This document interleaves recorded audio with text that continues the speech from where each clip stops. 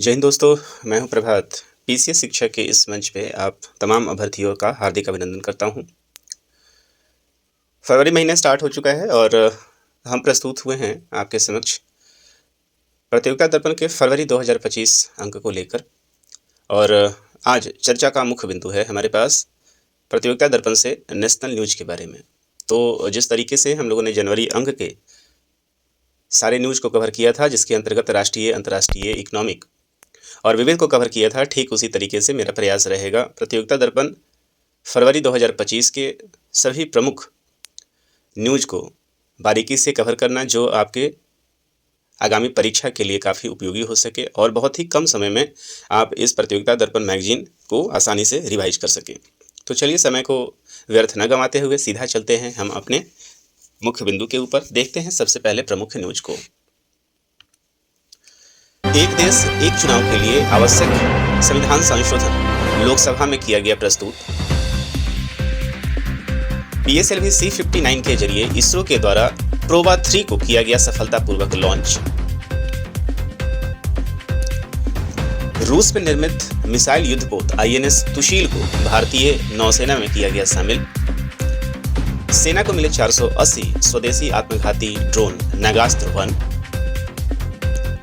सेना के लिए K9 वज्र T तोपों का निर्माण करेगी L&T कंपनी। और मध्य प्रदेश स्थित रातापी वन्यजीव अभयारण्य देश का 57वां टाइगर रिजर्व घोषित। चलिए, अब खबरों को विस्तार से देखते हैं और पहुंचते हैं हम अपने पहले खबर की तरफ। एक बहुत ही चर्चित मुद्दा हमारे सामने है, एक देश एक चुनाव, वन नेशन वन इलेक्शन। इस मुद्दे को लेकर पिछले एक साल से काफ़ी ज़्यादा चर्चा चल रहा है। और ये केवल एक साल से नहीं, जबकि जब से हमारा देश आज़ाद हुआ और कांग्रेस का शासन समाप्त हुआ, कांग्रेस जब पूरे देश में राज कर रही थी अधिकांश जगह पे, तब तक कोई दिक्कत नहीं थी। लेकिन जैसे ही कांग्रेस का सत्ता समाप्त हुआ, उसके बाद पूरे देश में अलग अलग समय पे इलेक्शन होने लगा। और इलेक्शन की स्थिति ये हो गई कि अब हज़ार हज़ार करोड़ रुपये जब इलेक्शन पे खर्च होने लगे, तो चर्चा ये बहुत ही जोर शोर से चलने लगी कि क्या देश में एक बार फिर से एक देश एक चुनाव नहीं कराया जा सकता है क्या। और इसी के मद्देनज़र NDA जब सरकार आती है 2014 में, तो लगातार इस बात को प्रयास कर रही होती है कि किसी तरीके से हमारे देश में एक देश एक चुनाव को पुनः लागू कर दिया जाए। एक देश एक चुनाव लागू करने के अपने फ़ायदे और नुकसान हैं, और इसी चीज़ का अवलोकन करने के लिए पिछले वर्ष 2023 में हमारे पूर्व राष्ट्रपति रामनाथ कोविंद के नेतृत्व में एक समिति का गठन होता है और उस समिति को रिपोर्ट प्रस्तुत करने के लिए कहा जाता है। हाल फिलहाल में ही इस कमेटी ने अपना रिपोर्ट प्रस्तुत कर दिया था और उसको लागू करने के तमाम प्रावधान को भी बताया था। इसी के संदर्भ में विपक्ष के जबरदस्त विरोध के बावजूद सरकार ने एक देश एक चुनाव के लिए अब 2 विधेयक, जो कि 17 दिसंबर 2024 को लोकसभा में पेश किए गए। तो इस बात को याद रखना होगा। इससे संदर्भित पहला जो विधेयक है हमारे पास 17 दिसंबर 2024 को लोकसभा में लाया गया। मत विभाजन को प्रस्तुत करने के लिए विधायकों में से एक विधेयक लोकसभा और सभी विधानसभाओं के चुनाव एक साथ कराने का प्रावधान वाला था, जो कि 129वां संविधान संशोधन विधेयक के रूप में लाया गया। इस बात को याद रखेंगे। तो 17 दिसंबर 2024 को इस विधेयक को लोकसभा में प्रस्तुत किया गया और ये 129वें संविधान संशोधन के रूप में यहाँ लाने की बात कही गई। जबकि जो दूसरा हमारा विधेयक था वो दिल्ली और पुदुचेरी, आपको पता है कि ये UT है, और यहाँ भी यदि इस नियम को लागू करना है तो इसके लिए भी एक अलग प्रावधान की आवश्यकता होगी। तो दिल्ली और पुदुचेरी में भी लागू करने के लिए इसके लिए एक और संविधान संशोधन सेम डे पे ही प्रस्तुत किया गया और ये 130वें संविधान संशोधन गजट के रूप में प्रस्तुत किया गया, विधेयक के रूप में प्रस्तुत किया गया। और इसे आप केंद्र शासित संशोधन अधिनियम union territory law amendment bill 2024 के रूप में लाया गया। दूसरा संशोधन विधेयक के जरिए 3 कानून में बदलाव किया जाना है। जो दूसरा लाया गया है उसमें कौन कौन से बदलाव किए जा सकते हैं, तो the government of union territory act 1963 में बदलाव किया जाएगा। साथ ही the government act national capital territory of Delhi 1991 में बदलाव किया जाएगा। And the Jammu and Kashmir reorganisation act 2019, जो हाल फिलहाल में जम्मू कश्मीर को वहाँ से आर्टिकल 370 हटाया गया है, फिर उसके बाद उसमें भी अमेंडमेंट करना पड़ेगा। एक देश एक चुनाव को लागू करने के लिए संविधान संशोधन के जरिए संविधान में एक नया अनुच्छेद भी जोड़ना पड़ेगा, जिसे हम लोग अनुच्छेद 82A के नाम से जानेंगे। और 3 अनुच्छेदों में संशोधन किया जाएगा, जिसके अंतर्गत आर्टिकल नंबर 83, 172 और 327। अब जरा इस चीज़ को समझें हम। 83 जो है, आपको देख सकते हैं कि ये भाग 5 से संबंधित रहेगा। ये आपके पास भाग 6 से संबंधित रहेगा। और 327 तो आप इलेक्शन कमीशन को जान ही रहे हैं, जहाँ पे 324 से 329 के अंतर्गत, जो कि भाग 15 के अंतर्गत आएगा। तो यहाँ पे ध्यान देने वाली बात यह है कि इस पूरे एक देश एक इलेक्शन को यदि लागू करना है तो इसके लिए पहले ही रिपोर्ट में बताया गया था कि कई सारे अमेंडमेंट की आवश्यकता होगी। तो पहला जो बिल लाया गया वो बिल लाया गया 17 दिसंबर 2024 को, और इसके साथ 2 अमेंडमेंट को लेकर आया गया है, और 129वां संशोधन के रूप में भी लाया गया है, 130वां भी होगा। और मेजर जो चेंजेज होंगे, एक तो नया अनुच्छेद जोड़ना पड़ेगा, आर्टिकल नंबर 82A वहाँ जोड़ना पड़ेगा, और उसके अलावा आर्टिकल नंबर 83, 172 और 327 में आप एक मेजर अमेंडमेंट किया जाएगा। आगे देखते हैं। तो संविधान संशोधन विधेयक को पारित करने के लिए संसद के दोनों सदनों में 2/3 बहुमत की आवश्यकता होगी। चूंकि एक साधारण ये विधेयक नहीं है, ये विशेष है, तो इसीलिए इसको क्या पड़ेगी, विशेष बहुमत की भी जरूरत पड़ेगी। आपको पता है विशेष बहुमत का जो सबसे हार्डर क्राइटेरिया होता है वहाँ होता है 2/3 आपके पास क्या होना चाहिए, बहुमत होना चाहिए। साथ ही साथ 50% आपको स्टेट से भी ये पास होना चाहिए। वर्तमान परिदृश्य में यदि हम लोग देखते हैं तो 543 सीट के साथ एनडीए जो टोटल लोकसभा में जो 543 सीटें हैं, इस 543 सीट के अंतर्गत आप देखेंगे तो लोकसभा के पास आज के डेट में हमारे पास 292 सीटें हैं। एनडीए के पास अभी के डेट में कितना है, 296 सीट्स हैं, जबकि 2/3 बहुमत के लिए जो आंकड़ा चाहिए वो 362 चाहिए। यदि आपको बिल पास कराना है तो आपको कम से कम 362 मत चाहिए। और साथ ही साथ राज्यसभा में आप देखेंगे तो अभी एनडीए के पास जो राज्यसभा की कुल सीटें हैं 245, उसमें से एनडीए के पास अभी 122 हैं, तो आधा से ज़्यादा जरूर है।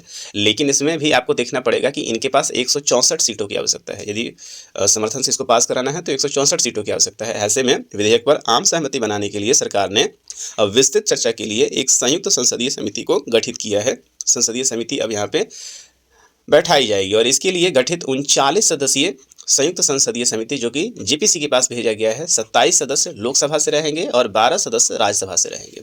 तो चूंकि सरकार के पास वो विशेष बहुमत नहीं है, तो यहाँ पे ज्वाइंट पार्लियामेंट्री सिटिंग को बैठाया गया है, जहाँ पे 39 मेंबर होंगे और 27 मेंबर यहाँ लोकसभा से हैं और 12 मेंबर कहाँ से हैं, ये राज्यसभा से हैं। भाजपा के पीपी चौधरी की अध्यक्षता में जेपीसी में भाजपा के अनुराग ठाकुर और संबित पात्रा सहित कांग्रेस की प्रियंका गांधी, राकपा की शरद पवार, सुप्रियो सूले आदि शामिल भी इसमें हैं। समिति संसद के अगले सत्र के अंतिम सप्ताह के पहले दिन अपनी रिपोर्ट को लोकसभा में प्रस्तुत कर देगी। एक देश एक चुनाव पर विचार के लिए उच्च स्तरीय समिति का गठन पूर्व राष्ट्रपति कोविंद की अध्यक्षता में 2 सितंबर 2023 को प्रस्तुत किया गया था। तो इसके संबंध में हमने तो पहले चर्चा कर दिया, तो इस चीज़ को आप याद रखेंगे। जो कमेटी गठित हुई थी वो कब हुई थी, 2 सितंबर 2023 को ये कमेटी गठित हुई। इस चीज़ को आप याद रखिएगा। 2 सितंबर 2023 को ये कमेटी स्थापित हुई थी। हाल ही में इस कमेटी ने अपनी रिपोर्ट को सौंप दिया था 1 साल के अंदर ही, और अभी 19 दिसंबर 2024 को इससे संबंधित विधेयक को लाया गया। और अभी जो अंतिम न्यूज़ है, जब तक मैं रिकॉर्ड कर रहा हूं उस समय तक आप सभी को पता है कि एक देश एक चुनाव का जो विधेयक है ये पास हो चुका है, और इसको अगले लोकसभा इलेक्शन से लागू करने का बात भी किया जा रहा है। समिति में 14 मार्च 2024 को अपनी रिपोर्ट द्रौपदी मुर्मू को सौंप दी गई थी, राष्ट्रपति को। इस रिपोर्ट के लिए विभिन्न पदाधिकारियों और विशेषज्ञों के अतिरिक्त 47 राजनीतिक दलों ने अपनी राय रामनाथ कोविंद को सौंपी थी। देखिए, तो चूंकि ये लोकतंत्र है, लोकतंत्र में सेल्फ डिसीजन तो होना नहीं है, तो इस चीज़ को लाने के लिए हमारे देश में तत्काल रूप से 47 राज्य स्तरीय और नेशनल लेवल पर राष्ट्रीय दोनों पार्टी को जोड़कर लगभग 47 मुख्य राजनीतिक दल हैं जो आज के डेट में सक्रिय हैं, उनसे विचार मांगा गया था। इन 47 में से 32 ने पक्ष में मतदान किया है, जबकि वहां पे आप देखेंगे कि 15 ने इसके ऊपर विपक्ष ने भी मतदान किया है, 15 दलों ने इसके ऊपर विरोध भी किया है। समर्थन करने वाले में निश्चित रूप से एनडीए समर्थित सारे दल होंगे। इसके अलावा जो विपक्ष में रहने वाले लोगों में हैं, वो चूंकि विपक्ष की संख्या भी कम है, तो यहाँ पे कांग्रेस, समाजवादी पार्टी, एआईएम, राजद, शिरोमणि अकाली दल, वामपंथी दल, ये सब क्या है, एक विपक्ष की भूमिका में नजर आ रहे हैं। तत्काल रूप से अभी तक की स्थिति यही है कि एक देश एक चुनाव तो अब पास हो चुका है, पारित हो चुका है, जो कि मोस्ट प्रॉब्ली जो मार्च 2025 वाला हमारे पास मैगजीन आएगा उसमें आपको विस्तृत रूप से जानकारी दी रहेगी। तो उसकी विस्तृत जानकारी को हम अगले में शामिल कर लेंगे। तत्काल हम लोग इतना समझें कि एक देश एक चुनाव पारित अभी करने के लिए लोकसभा में इसे प्रस्तुत किया गया है, आगे इसे राज्यसभा में भी लाया जाएगा। और 47 दल इसमें शामिल हुए थे, 32 ने पक्ष में अपना विचार दिया है, 15 ने विपक्ष में मतदान दिया है। 2 सितंबर 2023 को इस बिल को लाया गया था, समिति गठित की गई थी, और 19 दिसंबर को इसको अभी चुनाव लोकसभा में इसके लिए बिल लाया गया है। अमेंडमेंट सबसे ज़्यादा जरूरी है कि कहाँ कहाँ अमेंडमेंट होगा। तो जैसा कि मैंने बताया कि 82 एक अलग से आएगा। इसके अलावा जो आपके पास अमेंडमेंट होगा वो 83 में अमेंडमेंट होने की बात कही गई है, 324 में अमेंडमेंट की बात कही गई है, 144 में अमेंडमेंट की बात कही गई है। तो इसके अलावा आप जो फाइनल लिस्ट आएगा वहाँ हम लोग देख लेंगे। तत्काल जरा इस चीज़ को देखें हम लोग। एक देश एक चुनाव विधेयक के अधिनियमित होने के पश्चात ये कानून 2 चरणों में लागू किया जाएगा। पहला लोकसभा व विधानसभा चुनाव के लिए और दूसरा आम चुनाव के 100 दिनों के भीतर स्थानीय निकाय चुनाव के लिए भी है। तो यदि ये लोकसभा और विधानसभा पे लागू हो जाता है तो इसके 100 दिनों के अंदर आपको निकाय चुनाव, इसका मतलब पंचायती चुनाव के ऊपर भी ये लागू होगा। लोकसभा अथवा किसी विधानसभा के बीच में ही भंग होने की स्थिति में मध्यावधि चुनाव कराया जाएगा और ये जो चुनाव होगा, नई विधानसभा या लोकसभा का जो भी चुनाव होगा, उसको 5 वर्षों का मान्यता नहीं मिलेगा। मान लेते हैं जैसे कि 2029 में या 2026 में लोकसभा गठित हो गई, विधानसभा में भी इलेक्शन हुआ और कुछ ऐसे विधानसभा हुए जहाँ पे क्या हुआ कि समर्थन नहीं मिला या राष्ट्रपति शासन लागू हो गया या फिर से वहाँ पे विधानमंडल भंग हो गया और यदि 2027 में वहाँ पे फिर से चुनाव कराया गया तो यहाँ जो चुनाव होगा और यहाँ जो सरकारें आएंगी उसका कार्यकाल लोकसभा के पैनल तक ही होगा, उससे ज़्यादा जो 5 वर्षों का कार्यकाल होता है वहाँ तक नहीं होगा। इस चीज़ को आपको ध्यान रखना पड़ेगा, ये काफ़ी इंपॉर्टेंट है। तो 2027 में यदि कहीं इलेक्शन होता है तो उसका कार्यकाल अब केवल 4 सालों का ही होगा, इस बात को याद रखना, पूरे 5 साल उसको नहीं मिलेगा। और यदि ऐसा होता है तो फिर से अगला जो इलेक्शन होगा वहाँ पे फिर ये इकट्ठा इलेक्शन हो सकता है। तो होने के पश्चात गठित होने वाली लोकसभा का कार्यकाल नियत समय से 5 वर्ष का होगा और इस तिथि के बाद चुनी गई सभी विधानसभाओं का कार्यकाल लोकसभा के कार्यकाल के साथ ही समाप्त हो जाएगा तथा सभी चुनाव की मतदाता सूची एक ही होंगी। तो यदि वन नेशन वन इलेक्शन, एक देश एक चुनाव हमारे यहाँ लागू हो जाता है तो बहुत सारे संसाधनों की एक तरफ बचत होगी, समय की बचत होगी और सरकार जितनी भी होंगी वो अपने मुख्य एजेंडे पे काम कर सकेंगी। तत्काल परिवेश में तो आप देख रहे हैं कि हर साल इलेक्शन ही रहता है और सरकार लोकतंत्र में है और सरकार बनाने के लिए उसमें सारा काम होता है, जिसके कारण जो काम हमें विकास के लिए दिया जाता है वो हो नहीं पाता है। इसके लिए एक नेशन एक इलेक्शन की ज़रूरत तो है, लेकिन इससे कुछ नुकसान भी हैं।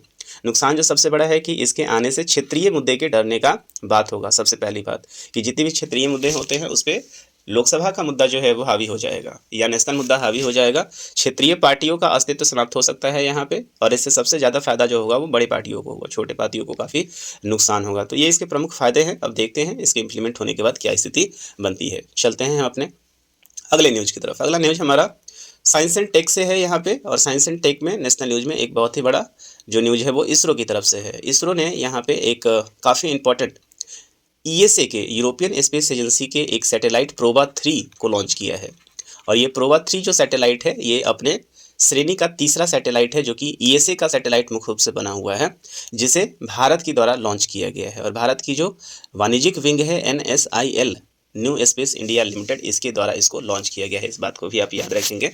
इसरो की स्थापना कब हुई थी? तो 15 अगस्त 1969 को इसकी स्थापना हुई थी। इस चीज़ को आप याद रखेंगे। अब मुझे ये बताएंगे कि इसरो के अभी हाल फिलहाल में चीफ कौन बने हैं। यदि आप इस वीडियो को फॉलो कर रहे हैं तो आप कमेंट बॉक्स में जरूर जवाब दें कि अभी हाल फिलहाल में ही इसरो के चीफ कौन बने हैं। एस सोमनाथ इसके पहले थे और सोमनाथ अब पद नियुक्त होने वाले हैं। अब पदच्युत मतलब उनके जो कार्यकाल है समाप्त हो चुका है और अभी इसरो के नए अध्यक्ष भी बने हैं। इस बात को याद रखेंगे। चलिए आइए देखते हैं न्यूज़ क्या है। तो अभी हाल फिलहाल में प्रोबा 3 को जो लॉन्च किया है वो PSLV C59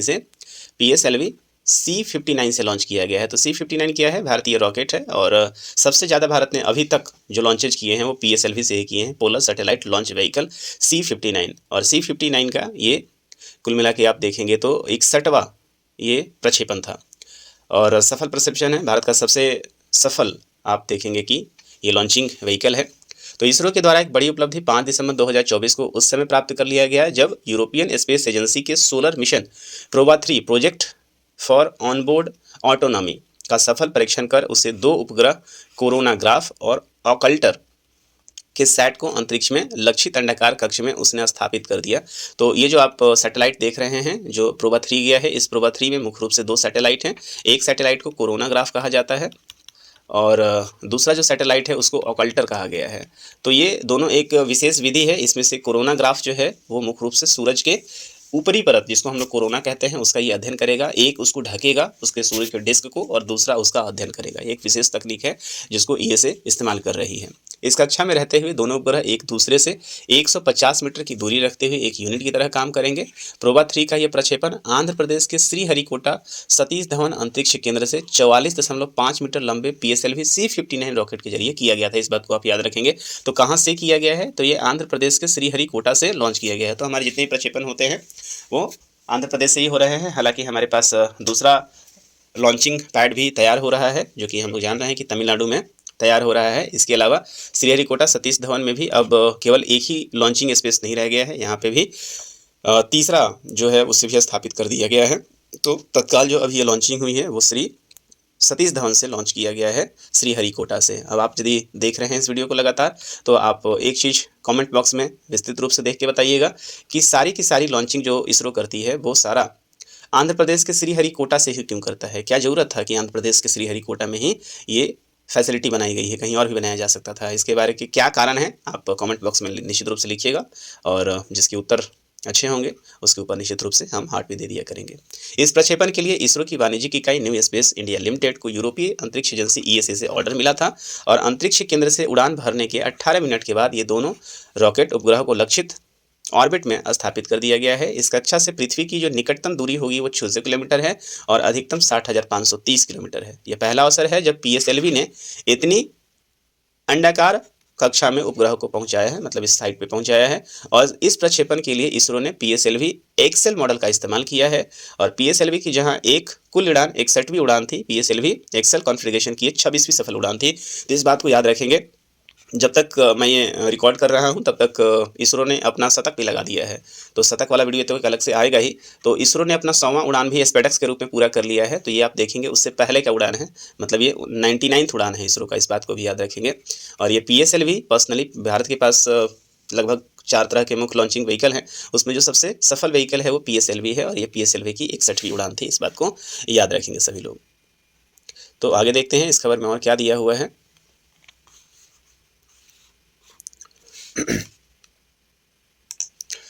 प्रोबा 3 मिशन सूर्य के कोरोना का अध्ययन करने के लिए डिजाइन किया गया है। और कोरोना जो होता है ये सन का जो सबसे ऊपरी वाला हिस्सा है ये होता है, और ये सबसे गर्म होता है। कई बार क्वेश्चन में पूछा गया है, इसको याद रखेंगे।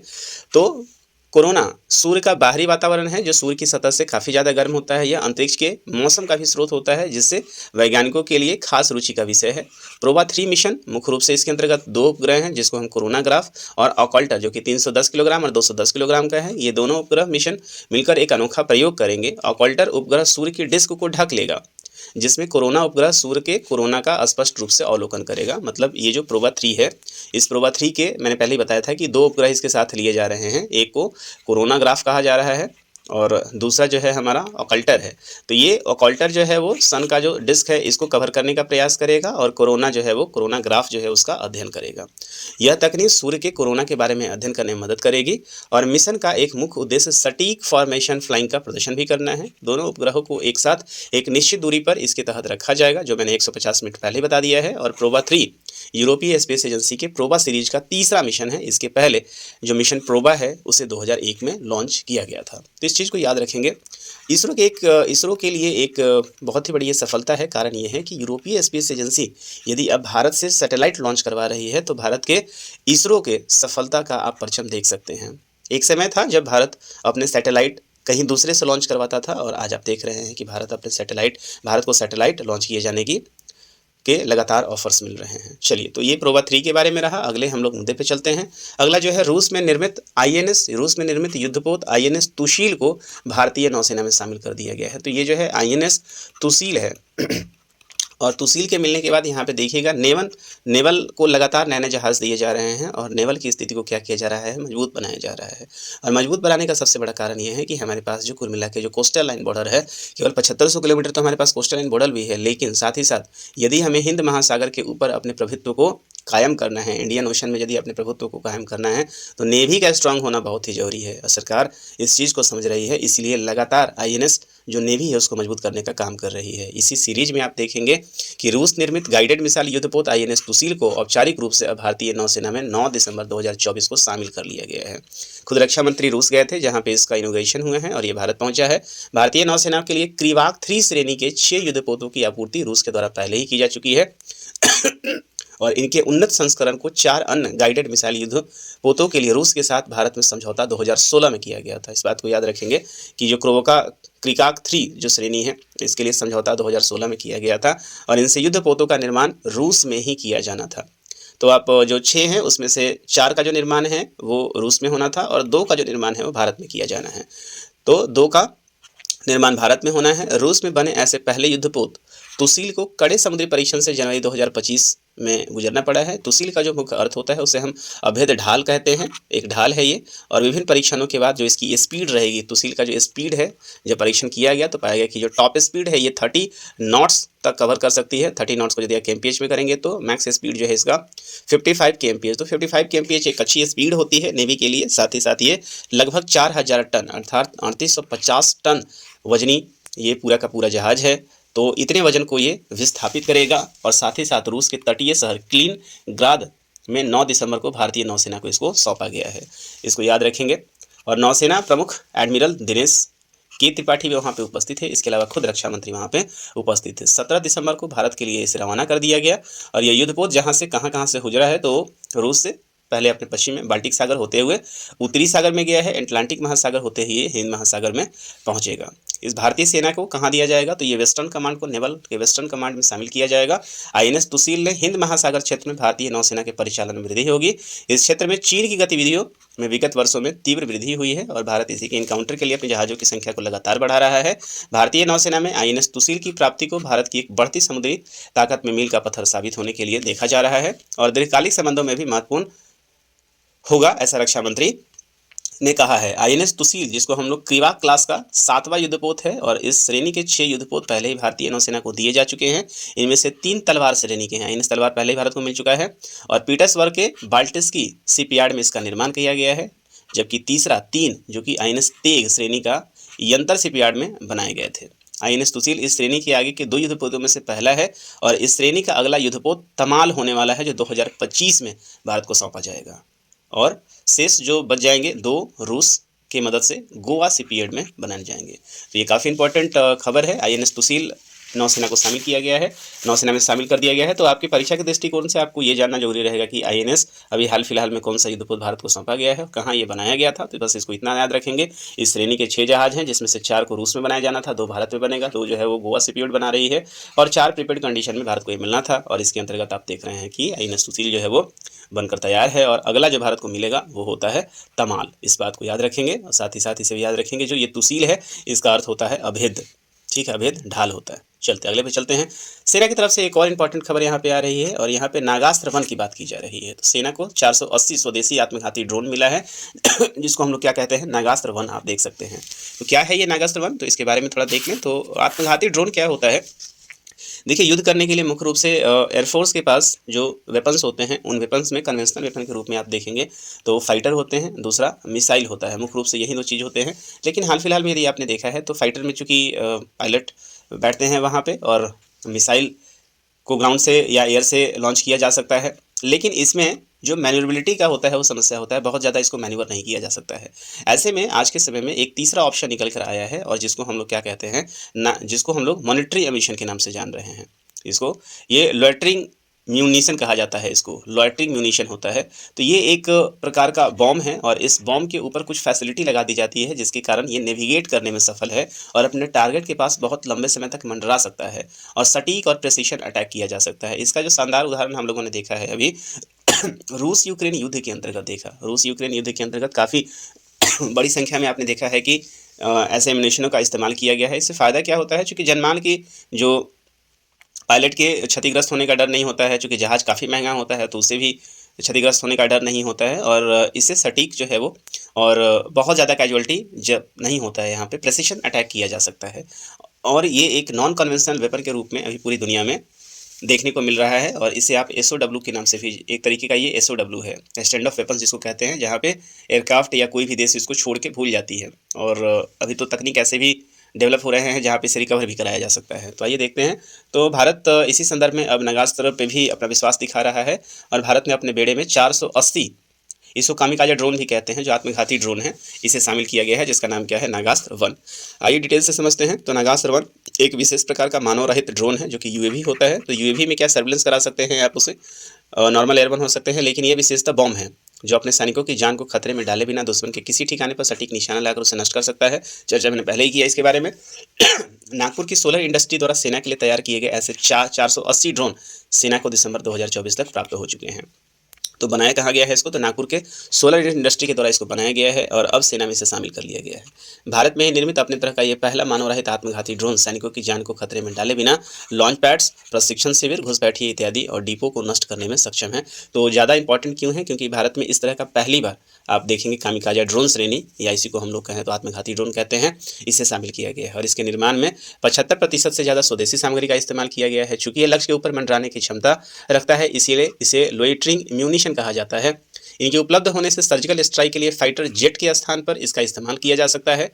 स्वदेशी नागास्त्र वन की रेंज अभी तत्काल केवल 30 किलोमीटर है, जो छोटे लक्ष्यों का निशाना बना सकता है। और इसके लिए 1 किलोग्राम के उच्च विस्फोटक के साथ ये 60 से 90 मिनट तक उड़ान भर सकता है। तो यदि वेट इसका कम होगा तो ज़्यादा लंबे समय तक ये उड़ान भर पाएगा। डिफेंस सेक्टर में मजबूत करने के लिए सेना ने स्वयं विकसित किया है। तो हमारे यहाँ जिस तरीके से इन्फिल्ट्रेशन होता रहता है और कहीं आतंकवादी जाके छुप गए हैं, छोटे छोटे जो लॉन्च पैड हैं उसको डिस्ट्रॉय करने में ये काफ़ी इंपॉर्टेंट रहेगा। और सबसे बड़ी बात है कि इसके अंतर्गत सबसे जो इम्पॉर्टेंट इसका प्रॉपर्टी है कि ये रडार के रेंज में नहीं आता। रडार को काफ़ी देर बाद पता चलता है इसके बारे में, तब तक ये काम अपना कर चुका होता है।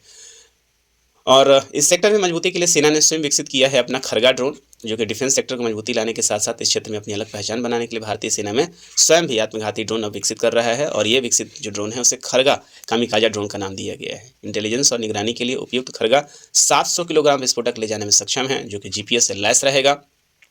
और साथ ही साथ इसमें सर्वेलेंस कैमरा भी रखा रहेगा। 1.5 किलोमीटर तक इसका रेंज अभी तत्काल 1.5 किलोमीटर है तथा कम वजन के साथ साथ ये 40 मीटर प्रति सेकंड की गति पकड़ सकता है। रडार की रेंज में आए बिना ये ड्रोन इस्तेमाल किया जा सकता है। रूस यूक्रेन युद्ध में इसका प्रचुरता से अभी इस्तेमाल किया जा रहा है। देखिए अभी इंपॉर्टेंट बात यहाँ पे ये है, या मोरल ऑफ द स्टोरी ये है कि जिस तरीके से अभी हाल फिलहाल में आपने भारत ने पाकिस्तान को उत्तर दिया था बालाकोट में, वहाँ भारत जेट के साथ हमला किया था, एक प्रेसिशन हमला किया था। ऐसे में संभव था कि जेट को शूट डाउन विपक्षी देश के द्वारा किया जा सकता है और बड़े जानमाल की स्थिति, जहाज भी हमारा जा सकता था और साथ ही साथ पायलट जो कि बड़ी मेहनत से ट्रेंड होते हैं वो भी समाप्त हो सकता था। और ऐसे क्षेत्र में यदि आपके पास स्टैंड ऑफ वेपन के रूप में नागास्त्र वन या कामिकाजा ड्रोन जैसे हों तो ये काफ़ी यूजफुल है। तो युद्ध क्षेत्र में ये काफ़ी ज़्यादा यूजफुल है और यही कारण है कि किसी भी देश की सेना लगातार इसे अपने में शामिल कर रही है, चाहे वो ईरान हो, चाहे वो यूक्रेन हो, चाहे वो भारत हो।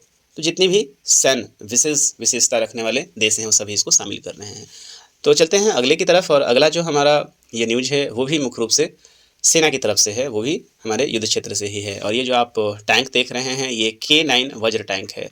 ये काफ़ी इंपॉर्टेंट टैंक है, जो कि हल्के वजन का ये टैंक है। और सबसे बड़ी बात यह है कि हल्के वजन को और बहुत ही कम तापमान पे ये ऑपरेट करने में सक्षम है। और इसका इस्तेमाल अब भारत अपने पूर्वी बॉर्डर पे करेगा और खासकर लद्दाख वाले क्षेत्र में, जहाँ पे ऐसे टैंकों की बहुत ही ज़्यादा नितांत आवश्यकता है। चीन के साथ आप देख रहे हैं कि हमारी स्थिति बहुत अच्छी नहीं बनी हुई है, हालांकि अभी रिश्ते सुधर रहे हैं, लेकिन इस क्षेत्र में K9 वज्र की उपयोगिता काफ़ी ज़्यादा बढ़ जाती है। और ऐसे में इसके स्पीडी एक्शन के लिए इसके निर्माण की जिम्मेदारी अब उठा ली है L&T ने। लार्सन एंड टुब्रो कंपनी अब K9 वज्र का निर्माण करेगी। सैन्य क्षमता और अधिक सशक्त करने की दिशा में एक कदम और आगे बढ़ते हुए सरकार ने अब सेना के लिए 100 K9 वज्र T तोप खरीदने जा रही है। और अत्याधुनिक तकनीक से लैस इस उच्च सटीकता के साथ लंबी दूरी तक हमला करने में सक्षम इन तोपों का निर्माण देश में L&T के द्वारा किया जा रहा है। L&T से इनकी खरीद के लिए 7,628.70 करोड़ का अनुबंध किया गया है।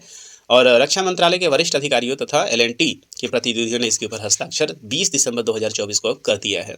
रक्षा मंत्रालय की विज्ञप्ति में बताया गया है कि K9 वज्र T की खरीद से भारतीय तोपखाना जो कि आर्टिलरी है उसको बढ़ावा मिलेगा और भारतीय सेना की समग्र युद्धक क्षमता में वृद्धि होगी। यह उपयोगी तोप देश में कहीं भी ले जाने में समर्थ होगा और साथ ही साथ छोटे रास्तों में भी संचालित किया गया, जिसका मैं चर्चा कर रहा था, खासकर ईस्टर्न बॉर्डर के पैरेलल में।